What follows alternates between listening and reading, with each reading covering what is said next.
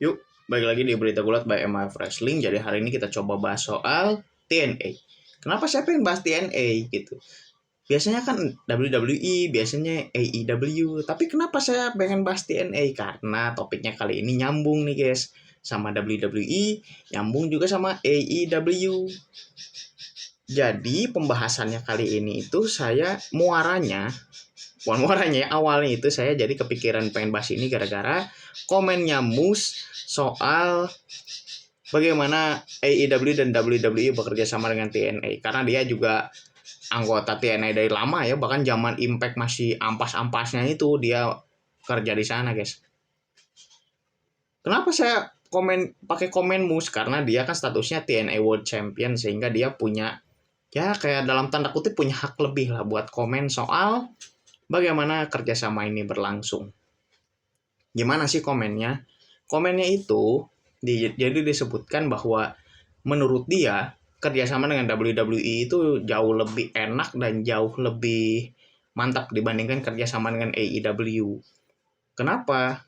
Ya menurut dia sih masing-masing talent dari tempat perusahaannya itu saling respect satu sama lain, terus perusahaan juga saling respect satu sama lain dengan tidak memaksakan kemauannya seperti apa. Ya nggak kayak di AEW katanya. Buat dia, kerjasama dengan WWE jauh lebih enak dibandingkan kerjasama dengan AEW. Terus responnya gimana? Yuk kita lihat.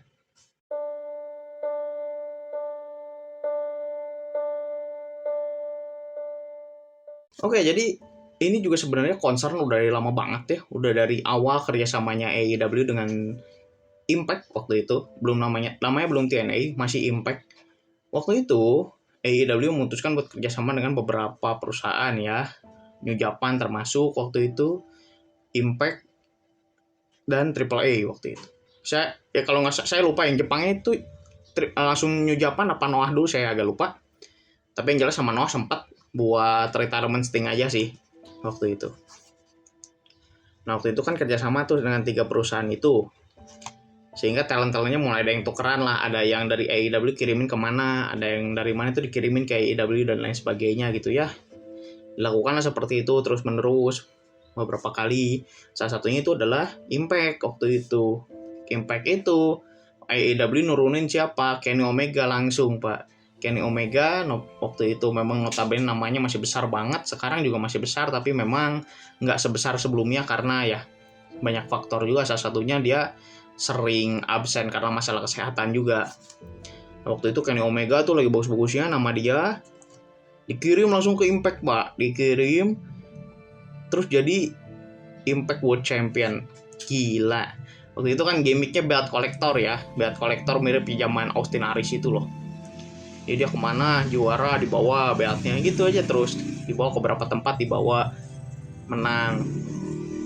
Nah, waktu itu dibawa kan kayak AEW si title-nya itu, dibawa lah dia jadi Impact World Champion nih guys.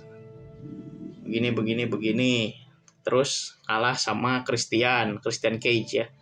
Kalah, terus Christian nih yang main di TNA gitu ya, main di Impact waktu itu. Main di Impact, kalah sama Josh Alexander. Nah, ini sebenarnya sih si rutenya cuma gitu aja, pendek. Cuman ada kayak gangguan Bullet Club gitu. Bullet Club ini tuh cikal bakalnya Good Brother masuk balik lagi ke Bullet Club dan menendang Guerrillas of Destiny ya, waktu itu Tama Tonga dan lain-lain itu, yang Guerrillas of Destiny itu ditendang di situ.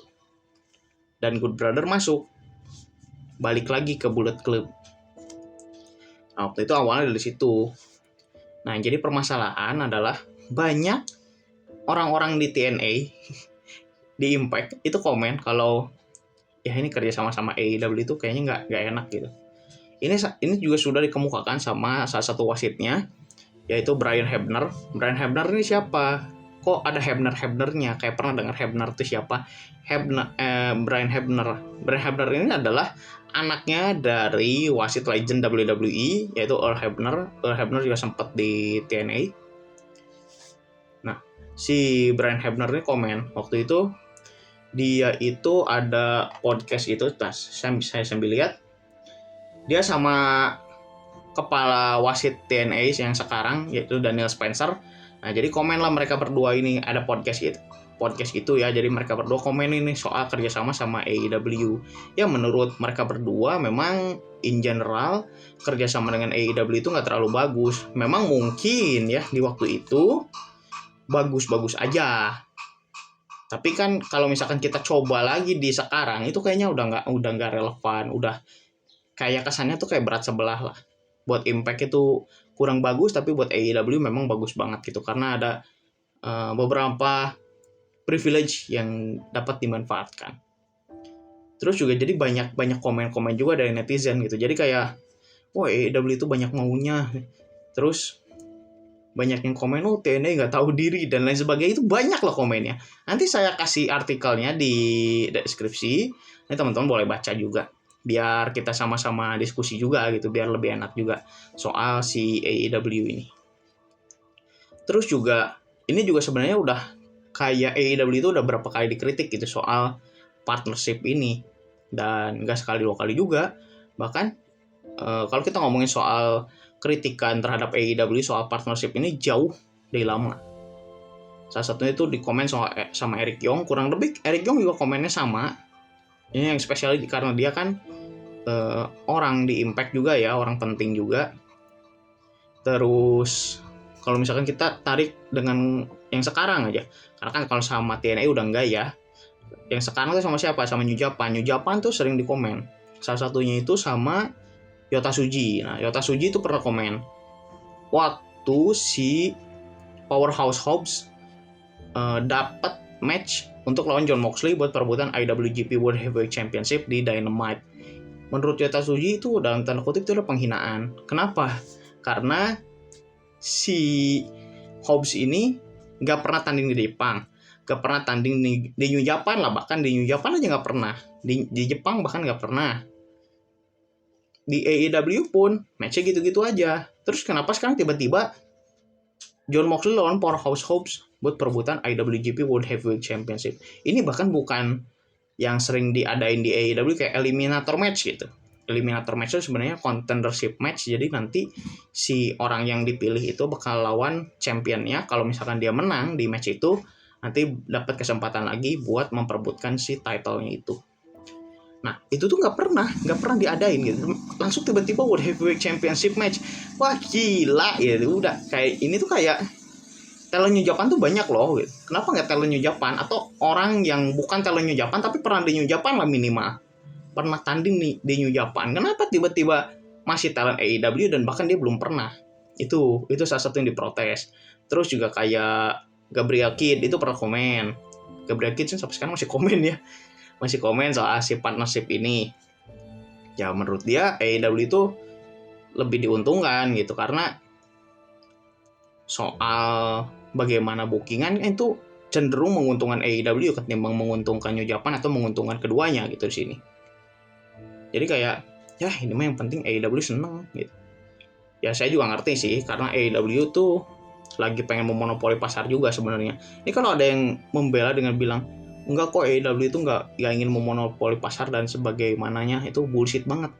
Kenapa saya bilang bullshit? Ini Tony Khan sendiri yang bilang gitu. Salah satunya dengan bilang dia akan merekrut free agent sebanyak mungkin. Dan tahun ini tuh targetnya kebanyakan free agent. Bukan kebanyakan, bahkan secara terang-terangan juga sudah dibilang kalau targetnya tahun ini tuh free agent. Didominasi oleh free agent. Yang sudah kan siapa? Okada, Ospreay, Monet, terus siapa lagi itu udah banyak lagi kan. 3 nama ini aja udah lebih dari free agent yang cukup besar gitu. Terlepas kontribusinya mungkin ada beberapa yang masih mempertanyakan juga. Tapi saya nggak akan bahas itu ya. Tapi sekarang gini, kalau misalkan teman-teman bilang soal si AEW ini, enggak kok, dia nggak ingin memonopoli pasar dan lain sebagainya, bullshit banget itu tuh. Karena gini, AEW juga butuh kekuatan untuk apa menyaingi WWE dalam hal ya merebut pasar lah. Karena gini, AEW itu sebenarnya udah punya nama juga, tapi memang cenderung di nama-namanya masih ini aja, masih hardcore fans aja yang ngerti gitu. Kalau buat kasualan, AEW juga bahkan peminatnya sedikit banget. Hal ini bisa kita lihat dari mana? Ya, antusiasnya di franchise yang lebih umum. di tipe-tipe produk yang lebih umum. Salah satunya adalah Fight Forever. Fight Forever juga kan ke kemana-mana juga. Memang di awal feedbacknya kayak, wah bagus nih game wrestling tapi bukan WWE, kita bosan nih sama WWE 2K. Kita coba yuk game yang ini. Cobain, ternyata kan ekspektasinya gak bagus-bagus amat. Bahkan kemarin juga satu-satunya ketika AEW dapat kesempatan, saya sebut dapat kesempatan untuk dijadikan Game Pass, masuk ke Game Pass ya, PS Plus Game Pass untuk 1 bulan, itu di bulan Juni itu, responnya juga nggak bagus-bagus amat, karena ya apaan ini game, jelek banget gitu loh. Padahal sebelumnya itu antusiasnya cukup tinggi dan banyak juga yang wah ini cocok nih buat cobain gitu. Lagi-lagi kalau masalah Fight Forever sih saya udah pernah bahas juga, dan itu memang mutlak salahnya di AEW kata saya. Karena gini, kalau misalkan kita mau nyalahin si Yux kayak mau nyalahin THQ kayak atau bahkan mau nyalahin kompetitor gitu, faktanya juga di AEW juga banyak blunder sebenarnya atas produksinya si Fight Forever ini. Nah sekarang dengan AEW ini sekarang di bidang wrestlingnya gitu ya, banyak kerjasama, banyak partnership dengan sini sana, itu bagus sebenarnya. Saya juga dukung bahkan. Ya, jadi kayak ada kolaborasi aja gitu. Cuman memang yang jadi permasalahan itu adalah ketika bookingannya itu kayak kurang merata aja. Di beberapa case itu udah bener sebenarnya. Jadi kayak Forbidden Door aja nih, Forbidden Door tuh kayak ada wrestler dari New Japan tanding lawan wrestler dari AEW misalkan kayak gitu ya, itu bagus, itu saya setuju aja, dukung. Kayak modelan tahun kemarin tuh Bryan lawan Okada, itu bagus kata saya. Kita punya talent yang besar nih di New Japan, kita punya nih yang di AEW, duelin yuk, ayo duelin. Masalah siapa yang menang siapa yang kalah, kalau misalkan match-nya bagus pasti bagus-bagus aja gitu, itu nggak akan jadi masalah yang begitu serius lah. Tapi kalau misalkan sampai ke championship match itu kayak aduh ngeri, kalau salah booking tuh kayak aduh udahlah.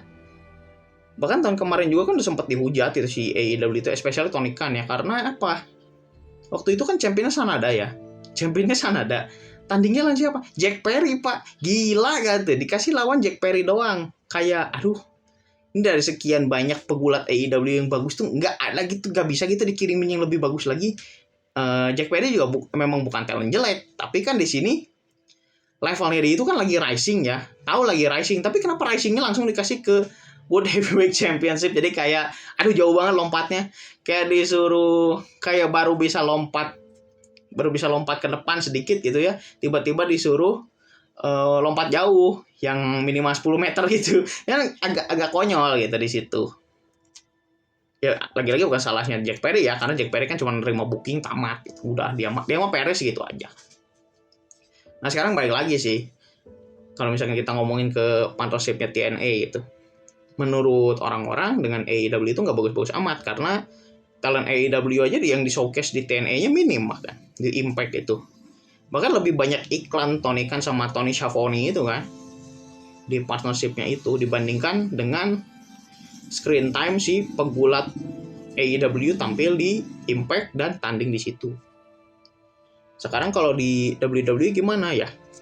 Kita udah bisa lihat dari beberapa minggu ini, satu bulan inilah, Jordynne Grace lawan Roxanne Perez, dan orang-orang sih kalau misalkan wah ini pengubur karirnya Jordynne Grace dan lain sebagainya, ya kan gini aja, dengan satu partnership ya kita juga nggak bisa menampik gitu kalau Roxanne lawan Jordynne Grace yang menang Roxanne Perez itu wajar buat saya. Tapi yang jadi masalah adalah gimana ngebooking si match-nya, dan ternyata match-nya bagus-bagus aja kok buat saya juga senang-senang aja tonton. Bahkan saya berani bilang itu adalah salah satu match terbagus di NXT untuk divisi wanita ya, salah satu yang terbagus itu, dan saya berani bilang itu adalah bukti bahwa divisi wanitanya NXT itu berkembang banget, bahkan lebih bagus dari main roster yang sekarang gitu.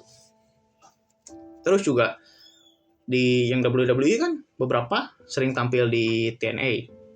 Kemarin tuh Tom Paxley, Izzy Dame, Charlie Dempsey juga, ya lebih tepatnya No Quarter Catch Crew-nya itu kan muncul semua kan.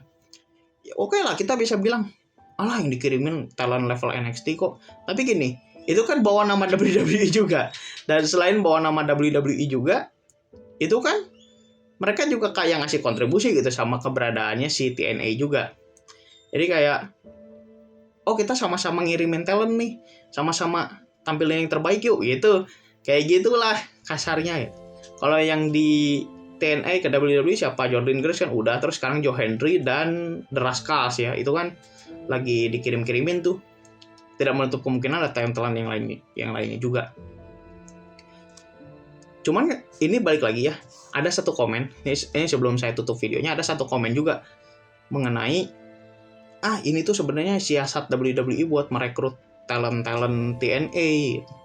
Kalau misalkan tuh talentnya bagus di WWE, nanti kontraknya habis, diambil deh sama WWE. Atas dasar di AEW tidak begitu. Kalau ada yang komen kayak gitu, mending teman-teman bantu belikan kaca, bantu belikan cermin buat orangnya. Kenapa? Karena di AEW juga sama aja sebenarnya. Dipikir teman-teman Okada itu muncul di AEW pas bulan Oktober itu bukan buat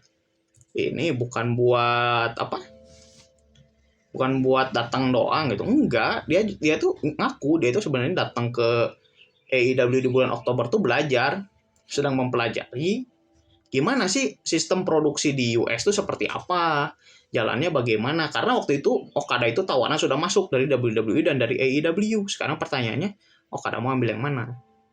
Nah, itu belum kejawab gitu sama Okada waktu itu. Dan setelah dengan berbagai pertimbangan, penawaran dan lain sebagainya, diputuskan untuk dipilih AEW. Gitu.